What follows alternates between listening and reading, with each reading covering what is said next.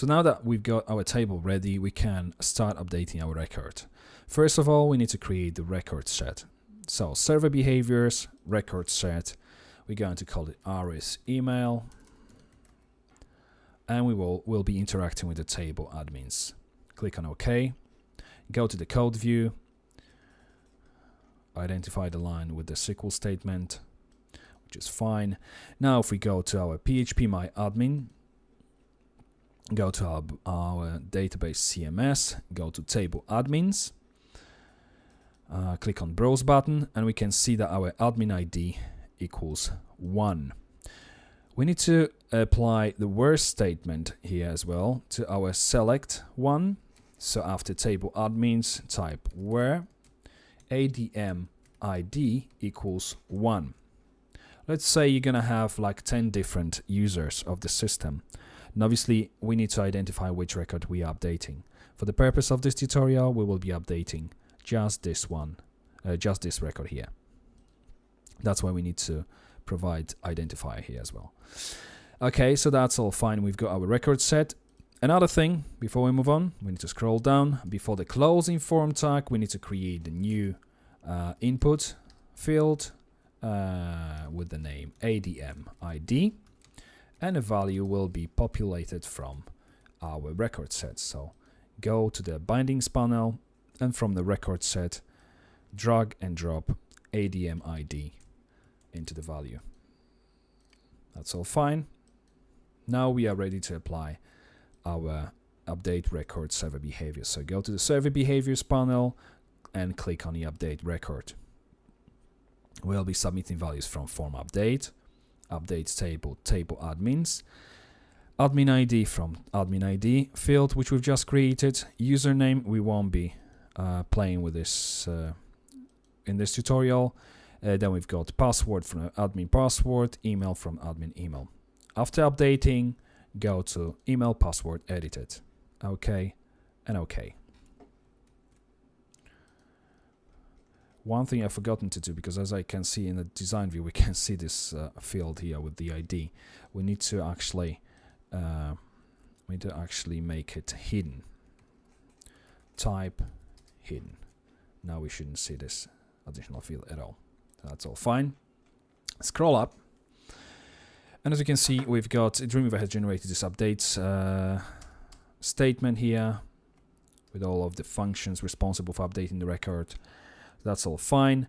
If we want, we can also add the validation here. So if we type, let's say, if post admin email equals blank, or post admin pass equals blank, else execute the entire function here. Good with the headers, that's fine. Indent a little bit bigger so that we can actually easily read the code later on. Okay, so if we've got this one blank,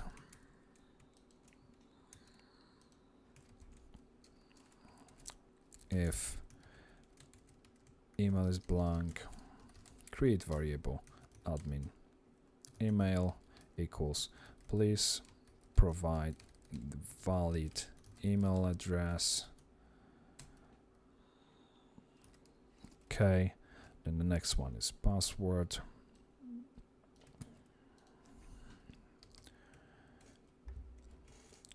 If post password is blank, we're going to create variable admin pass equals, and the message will be please provide the password.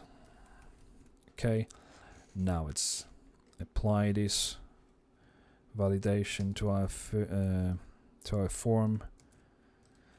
So open in PHP, if is set variable admin email and closing condition in between table row, table heading with non-breakable space, table cell, and within this table we're simply echoing this variable admin email. That's all fine. Now if we copy this and paste it above the password and just replace this variable name with the ADM pass. That's all fine. If we go to our page, create new page, email and password. If we click update, our validation is displayed here. Again, we should apply the class, which is WRN. Same class for the other validation field. If we refresh, you can see now the text being displayed in red. Another thing, obviously we can't see any values, so we need to place them on the page. So the value of the first one will be, the first field is contact email, so value equals, and now we're going to populate value from our record set. But instead of doing directly displaying the value from the record set, what we can do is we can modify our function again. So if we go to inc fc, and if we our get sticky function, if we apply another parameter, add another parameter to this function v2, and we assign the blank value by default, so that means this this parameter doesn't have to be provided with this function. And now if we create the if statement here, if is set, now if value 2 doesn't equal blank, then we do something else. We do what we've been doing so far with this function. Okay, and a closing if statement. It's all fine. So now if value 2 doesn't equal blank, so first we check, we do exactly the same thing as we do here. Except, apart from this, we also add else statement to this one.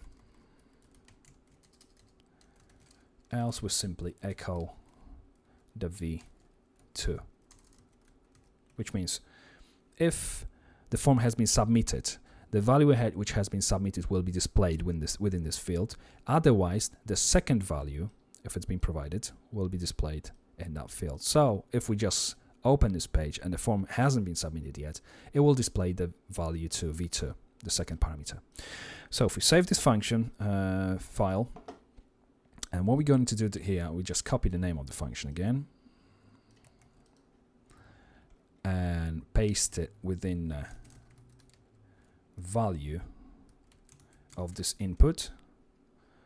Now we're going to replace the first variable, first parameter, with the name of the input tag, and the other one will be the value populated from a database, which is a current email address. So that's the next one, and we can remove this one, and we can also remove all these echo and opening and closing PHP tags from this.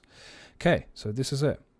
Get sticky, name of the input field, and then the value populated from a database. Let's check if it's working. It is working, but as you can remember, we haven't got email address. That's why the field is left blank here. So if we go click on email and password, it doesn't display anything. It doesn't display anything at the moment. So okay, if we copy this value with this entire function and paste it to the password field as well, and now all we need to do is just replace this admin email with admin pass, and the same with the value, which name is the same.